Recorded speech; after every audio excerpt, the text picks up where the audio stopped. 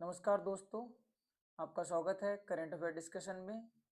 तो आज का जो करंट अफेयर का पहला टॉपिक है वो है अफगानिस्तान। और ये क्यों न्यूज़ में है जरा पहले ये देख लेते हैं। तो आप सभी को पता है, हाल ही में अफगानिस्तान के कुनार प्रांत में बहुत ही शक्तिशाली 6.0 मैग्नीट्यूड का भूकंप आया है, जिससे 800 लोगों की मौत हो गई है और 2500 के आसपास लोग घायल हैं, जिसके कारण अफगानिस्तान न्यूज़ में आया है। अब इसके भौगोलिक स्थिति के बारे में देखते हैं कि अफगानिस्तान कहाँ पर स्थित है। तो यहाँ दक्षिण एशिया का एक स्थलबद्ध पर्वतीय देश है। स्थलबद्ध का मतलब होता है कि ये जो कंट्री है अफगानिस्तान, किसी भी समुद्र से अपना जो देश की सीमा है वो साझा नहीं करता है, यानी लैंडलॉक्ड कहते हैं इसे इंग्लिश में। ठीक है, एक है पर्वतीय देश है, यानी अफगानिस्तान में आपको पर्वत देखने को मिलेंगे ज्यादातर हिस्सों में। इसे अक्सर एशिया का प्रवेश द्वार भी कहा जाता है, यानी एशिया का प्रवेश द्वार किसे कहा जाता है? अफगानिस्तान को कहा जाता है। ये फैक्ट आपको याद रखना है। इसके उत्तर में अगर हम इसके पड़ोसी देश के बारे में बात करें तो बात करते हैं इसके उत्तर में कौन है? तुर्कमेनिस्तान, उज्बेकिस्तान और तजाकिस्तान। ये तीन देश इसके उत्तर में है। अगर पश्चिम की बात करें तो पश्चिम में कौन है? ईरान है। और दक्षिण पूर्व में पाकिस्तान है। और उत्तर पूर्व में भारत और चीन। ये ध्यान रखना है, भारत की सीमा भी अफगानिस्तान से लगती है और चीन की सीमा भी लगती है अफगानिस्तान में। तो क्वेश्चन जहां तक बनने की जो चांसेस है वो चीन से बन सकता है कि चीन से लगती है कि नहीं। तुर्कमेनिस्तान, उज्बेकिस्तान और तजाकिस्तान, ये भी आपको याद रखना है। यानी कुल मिला के अफगानिस्तान 7 देशों से अपनी बॉर्डर शेयर करता है। 7 देश कौन कौन से है? Turkmenistan, Uzbekistan, Tajikistan, Iran, Pakistan, Bharat और चीन। चलिए इसके बारे में थोड़ा सा और देखते हैं। बात करते हैं भौगोलिक विशेषताओं के बारे में। तो प्रमुख नदियां कौन कौन सी है इसमें? अमू दरिया, हेलमंद नदी और काबुल नदी, ये 3 नदियां यहाँ की प्रमुख नदियां हैं। सबसे ऊंचा बिंदु कौन है? माउंट नोशाक। और पर्वत श्रृंखला की बात करें तो उत्तर पूर्व में हिंदकुश पर्वत श्रेणियां हैं, पामीर पर्वत, और दक्षिण में सफेद कोही श्रेणी। ये सब अफगानिस्तान में पाए जाने वाले पठार या पर्वत श्रेणियां हैं। जलवायु कैसी है यहाँ की? बात करें जलवायु के बारे में तो महाद्वीपीय जलवायु है यहाँ पे, जिसमें गर्म ग्रीष्मकाल और ठंडी सर्दियां होती हैं। आगे चलते हैं। जो अगला टॉपिक है हमारा वो है आव्रजन और विदेशी विधेयक अधिनियम 2025, और इसे लागू कर दिया गया है, इसलिए न्यूज में है। यह अधिनियम केंद्र सरकार को भारत में विदेशियों के आगमन पर, यानी इमिग्रेशन, जिसे हम कहते हैं प्रवेश और ठहरने को विनियमित करने की शक्ति प्रदान करता है। यानी जो आव्रजन और विदेशी विषयक अधिनियम 2025 लागू किया गया है, ये केंद्र सरकार को यह ताकत देता है कि जो भी विदेशी है उनका जो भी इमिग्रेशन हो रहा है या यहाँ पे ठहरने की जो भी चीजें हैं उसको विनियमित करने की शक्ति किसके पास होगी? अब केंद्र सरकार के पास होगी। इस अधिनियम में निम्नलिखित 4 कानूनों का स्थान लिया है। देखते हैं कौन कौन से कानून का इस अधिनियम ने स्थान ले लिया है। तो सबसे पहला वाला है पासपोर्ट। भारत में जो प्रवेश के लिए पासपोर्ट चाहिए होता है, पासपोर्ट अधिनियम 1920 का इसने स्थान ले लिया है। दूसरा है हमारा विदेशियों का पंजीकरण अधिनियम 1939 का भी इसने स्थान ले लिया है। तीसरा है विदेशी विषयक अधिनियम 1946। और चौथा है आव्रजन आवाहक दायित्व अधिनियम 2000। इन चारों कानूनों का स्थान अब इस अधिनियम ने ले लिया है। आगे चलते हैं, इस अधिनियम के बारे में और देखते हैं। इस अधिनियम के मुख्य प्रावधानों पर एक नजर से डालते हैं हम लोग। आव्रजन चौकियां, यहाँ केंद्र सरकार को भारत में प्रवेश करने और भारत से बाहर जाने के लिए विशेष आव्रजन चौकियों को अधिसूचित करने का अधिकार देता है। यानी यहाँ आप भारत सरकार चाहे तो अब विशेष आव्रजन चौकियां यानी माइग्रेशन यानी इमिग्रेशन चौकियां बना सकती है। माइग्रेशन ब्यूरो यानी आव्रजन या माइग्रेशन ब्यूरो, यहाँ भारत में प्रवेश करने, भ्रमण करने, ठहरने, आवागमन के विनियमन तथा वीजा जारी करने सहित आव्रजन संबंधी कार्यों को करने के लिए आव्रजन ब्यूरो की स्थापना का प्रावधान करता है। यानी इन सबको नियमित करने के लिए या विनियमन करने के लिए इसके जो इमिग्रेशन ब्यूरो है उसकी स्थापना का प्रावधान भी करता है ये। अगला जो है वो है विदेशियों का पंजीकरण। इसके तहत विदेशियों को भारत आने पर पंजीकरण अधिकारी के पास अपना पंजीकरण कराना अनिवार्य किया गया है। यानी अब जो भी विदेशी भारत आएंगे उनको जो पंजीकरण अधिकारी है उनके पास अपना पंजीकरण कराना अनिवार्य होगा। आगे देखते हैं रिपोर्टिंग संबंधी दायित्व। इसके तहत एयरलाइंस आदि को अपने यात्रियों की जानकारी देनी होगी। यानी जो भी एयरलाइंस है उनको अपने अपने यात्रियों की जानकारी जो है वो देनी होगी। विश्वविद्यालयों कॉलेजों को विदेशी छात्रों की जानकारी देनी होगी। यानी किसी कॉलेज या किसी विश्वविद्यालय में अगर बाहर का कोई छात्र पढ़ रहा है तो उसकी जानकारी भी उनको देनी होगी। अस्पतालों को विदेशी मरीजों की जानकारी देनी होगी। यानी किसी अस्पताल में अगर कोई विदेशी मरीज आके इलाज करा रहा है अपना तो उसको भी अपनी जानकारी देनी होगी। बात करते हैं अपराध के बारे में। इसमें वैध पासपोर्ट या यात्रा संबंधी अन्य दस्तावेजों के बिना भारत में प्रवेश करने वाले विदेशियों को 5 वर्ष तक का कारावास। यानी अगर वो बिना दस्तावेज के भारत आते हैं तो उनको 5 साल का कारावास हो सकता है, 5 लाख रुपए तक का जुर्माना या दोनों का या दोनों ही हो सकते हैं। गिरफ्तार करने की शक्ति। अगर बात करें गिरफ्तार करने की शक्ति के बारे में तो यहाँ हेड कांस्टेबल तक के पुलिस कर्मियों को बिना वारंट के गिरफ्तारी करने का अधिकार देता है।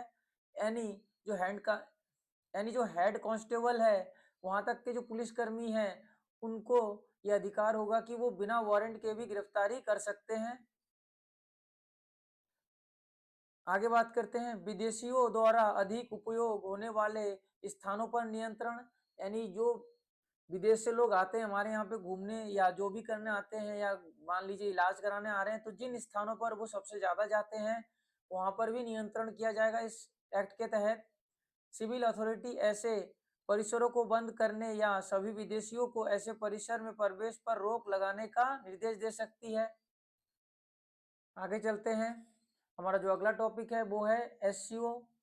हम जानते हैं कि शंघाई सहयोग संगठन एससीओ का जो शिखर सम्मेलन है 25वां शिखर सम्मेलन वो चीन के तियानजिन में आयोजित किया गया है और इसमें जो घोषणा पत्र साइन किया गया या अपनाया गया है उसका नाम है तियानजिन घोषणा पत्र। तो देखते हैं इस घोषणा पत्र के प्रमुख बिंदुओं को। तो सबसे पहला है क्षेत्रीय संघर्ष और परमाणु अप्रसार। इस सम्मेलन में आतंकवाद विरोधी प्रयासों के दोहरे मानदंडों को अस्वीकार किया गया है। यानी इस सम्मेलन में ये कहा गया है कि जो आतंकवादी विरोधी प्रयास में जो दोहरे मापदंड अपनाते हैं कि इस तरह के जो भी कार्य किए जाते हैं वो आतंकवाद है या नहीं है, अलग अलग कंट्री अपने हिसाब से अलग अलग परिभाषित करती है तो उसका इसमें विरोध किया गया है, इसको इसमें अस्वीकार किया गया है।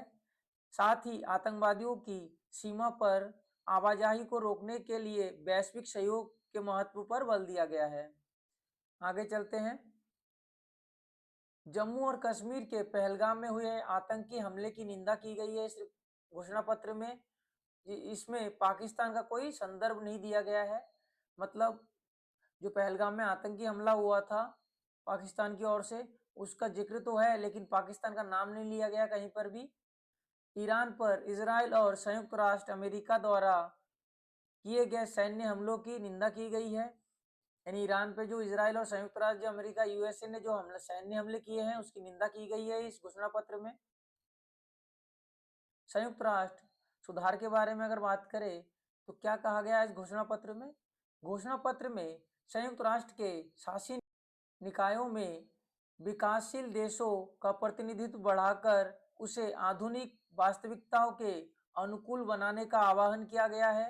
यानी आप जानते हैं जो संयुक्त राष्ट्र है उसमें बहुत से ऐसी चीजें हो रही हैं अभी, जैसे भारत उसका मान लीजिए परमानेंट सदस्य नहीं है यूएनएससी में, तो ऐसे चीजों को भी बढ़ावा मिले यहाँ पे तो कहीं ना कहीं उन चीज़ों को भी इंगित इंगित कर रहा है। बहुत से ऐसे चीज़ें हैं जहाँ पे और भी देशों को जोड़ना चाहिए, जो कि पहले उनके पास ना तो उस तरह की इकोनॉमी थी या कुछ था, लेकिन अब वो उभर के आ रहे हैं सामने, तो उनका कोई प्रतिनिधित्व नहीं है। ऐसे में उन देशों को भी वहाँ पे स्थान देना चाहिए। इन सब चीज़ों पर भी बात की गई है इस घोषणा पत्र में। आगे बात करें सतत विकास और सामाजिक एजेंडा, तो आर्टिफिशियल इंटेलिजेंस के विकास और उपयोग में सभी देशों के लिए समान अधिकारों के समर्थन का उल्लेख किया गया है इस घोषणा पत्र में। भारत के वैश्विक विजन एक पृथ्वी एक परिवार एक भविष्य को मान्यता दी गई है। साथ ही समावेशी और सतत विकास को बढ़ावा देने में भारत की नेतृत्वकारी भूमिका को स्वीकार किया गया है। आगे चलते हैं। इस शिखर सम्मेलन में प्रधानमंत्री जी मोदी जी, उनके जो वक्तव्य रहे हैं उनको जरा देख लेते हैं। प्रधानमंत्री ने कहा है कि एससीओ 3 प्रमुख स्तंभों पर आधारित है। वो 3 स्तंभ क्या क्या कहे हैं ये याद रखना, आप लोग एग्जाम में सीधा सीधा पूछ सकते हैं यहाँ पे कि प्रधानमंत्री ने एससीओ के शिखर सम्मेलन में कौन से 3 प्रमुख स्तंभों के बारे में बात की है। तो पहला है सुरक्षा, जिसमें क्षेत्र की सुरक्षा की बात करते हैं ये। कनेक्टिविटी, यानी एससीओ को कनेक्टिविटी केंद्र के रूप में क्रांतिकारी बनाना। और तीसरा है अवसर, पारस्परिक अवसरों को बढ़ावा देना। तो ये तीनों पॉइंट ही याद होने चाहिए आपको। एग्जाम में कैसे भी करके ये पूछ सकता है घुमा के, ठीक है। या तो ये पूछ सकता है कि प्रधानमंत्री नरेंद्र मोदी जी ने जो एससीओ समिट में 3 वक्तव्य कहे थे, इसमें से कौन सा उसमें से नहीं है, तो तीनों दे देंगे, एक अलग दे देगा। तो ये आपको याद रखना, सुरक्षा, कनेक्टिविटी और अवसर, ये तीनों तीनों पर ही प्रधानमंत्री जी ने जोर दिया है। आगे चलते हैं। अब हम बात करते हैं जो संघाई सहयोग संगठन है एससीओ, उसके बारे में कुछ प्रमुख बिंदु देख लेते हैं, क्योंकि स्टैटिक्स जीके में यहाँ से क्वेश्चन बन सकते हैं। तो जो है पहला है मुख्यालय। तो आप जानते हैं मुख्यालय कहाँ है, बीजिंग में, यानी चीन के अंदर जो बीजिंग शहर है वहां पे है। उत्पत्ति 2001 में संघाई शिखर सम्मेलन में कजाकिस्तान, चीन, किर्गिस्तान गणराज्य, रूस, तजाकिस्तान और उज्बेकिस्तान द्वारा की गई थी। यानी 2001 में इसकी उत्पत्ति हुई थी, जिसमें कजाकिस्तान, चीन, किर्गिस्तान गणराज्य, रूस, तजाकिस्तान और उज्बेकिस्तान था इसमें शामिल। सदस्यों के बारे में अगर बात करें तो अभी सदस्य 10 हैं और 2 पर्यवेक्षक देश हैं और 15 वार्ता भागीदार। लाओस नवीनतम है इसमें सबसे। आधिकारिक भाषा अगर बात करें तो रूसी और चीनी इसकी आधिकारिक भाषा है, यानी हिंदी इसकी आधिकारिक भाषा नहीं है। और साथ ही साथ जो इंग्लिश है वो भी इसकी आधिकारिक भाषा नहीं है, यह ध्यान रखना है। इसकी आधिकारिक भाषा की बात करें तो रूसी और चीनी इसकी आधिकारिक भाषा है एससीओ की। यहाँ से भी क्वेश्चन बन सकता है। अगर संरचना की बात करें तो राष्ट्रीय अध्यक्षों की परिषद सर्वोच्च निर्णय लेने का निकाय है, यानी जो भी सर्वोच्च निर्णय लिया जाता है वो जो राष्ट्र अध्यक्ष होते हैं इनमें सदस्य देशों के, वो निर्णय लेते हैं। शासन अध्यक्षों की परिषद दूसरी सबसे ऊंची परिषद है इसमें। 2 स्थायी निकाय हैं इसके, बीजिंग चीन में सचिवालय और ताशकंद उज्बेकिस्तान में क्षेत्रीय आतंकवाद विरोधी संरचना। ये पॉइंट बहुत ज्यादा इंपॉर्टेंट है, ये ताशकंद वाला। यहाँ पे कई बार यहाँ से क्वेश्चन पूछा जा चुका है रैट्स के बारे में। यानी ताशकंद उज्बेकिस्तान में जो जगह है ताशकंद में क्षेत्रीय आतंकवाद विरोधी संगठन है, रैट्स का मतलब, ये याद रखना आप लोग। यहाँ से कई बार क्वेश्चन बन चुका है इस पॉइंट से। आगे चलते हैं हम लोग। हमारा जो अगला टॉपिक है वो है केंद्र ने वन संरक्षण एवं संवर्धन संशोधन अधिनियम 2025 अधिसूचित किया है। केंद्र सरकार ने वन संरक्षण और संवर्धन अधिनियम 1980 के तहत अपने अधिकारों का उपयोग करते हुए मौजूदा 2023 नियमों में संशोधन किया है। इस संशोधन के प्रमुख बिंदु पर एक नजर डालते हैं हम लोग। तो सबसे पहला जो है मंजूरी को सरल बनाना, यानी अब जो भी मंजूरी है उसको सरलतम बनाया गया है, इसमें सरलता से मंजूरी मिल जाएगी। रक्षा, राष्ट्रीय महत्व और आपातकालीन परियोजनाओं के लिए ऑफलाइन आवेदनों के प्रावधानों के साथ सैद्धांतिक मंजूरी की वैधता को 2 से 5 वर्ष तक बढ़ाया गया है। इसमें चरण पहला देखते हैं सैद्धांतिक और चरण 2 है अंतिम अनुमोदन की स्पष्ट परिभाषा प्रदान की गई है। आगे चलते हैं। आगे आगे अगर बात करें इसमें हम प्रतिपूरक नवीकरण संबंधी सुधार, भूमि बैंकिंग प्रणाली शुरू की जाएगी तथा प्रतिपूरक नवीकरण संबंधी अनिवार्यताओं को पूरा करने के लिए मौजूदा केंद्रीय योजना के तहत वनारोपण की अनुमति दी गई है। चरण पहले के अनुमोदन के बाद राज्य वन भूमि को वन विभागों को हस्तांतरित कर सकते हैं। अगर पहला चरण अनुमोदित हो जाता है तो उसके बाद जो भी राज्य है वो वन भूमि को वन विभाग को हस्तांतरित कर देगा, ये कर सकता है। आगे बात करते हैं रणनीतिक संसाधन प्रबंधन। इसमें महत्वपूर्ण खनिजों के खनन के लिए विशेष प्रावधान शामिल किए गए हैं। इसमें भूमि उपयोग की न्यूनतम अवधि को 20 वर्ष से घटाकर 10 वर्ष कर दिया गया है। यानी अब जो भी न्यूनतम अवधि थी 20 वर्ष उसको घटाकर 10 वर्ष कर दिया गया है, ये ध्यान रखना है। यहाँ पर क्वेश्चन बनने के सबसे ज्यादा चांसेस बने रहेंगे, क्योंकि अब खनन में जो भी आपको 20 वर्ष का टाइम दिया जाता था वो अब घटाकर 10 वर्ष कर दिया गया है। कानून को मजबूती से लागू करना, यानी इसमें जो भी कानून है अब मजबूती से लागू किए जाएंगे।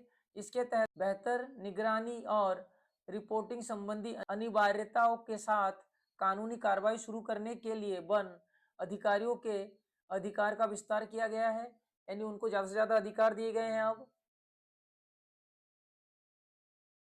अब बात करते हैं वन संरक्षण अधिनियम का विकास, ये कैसे कैसे बना।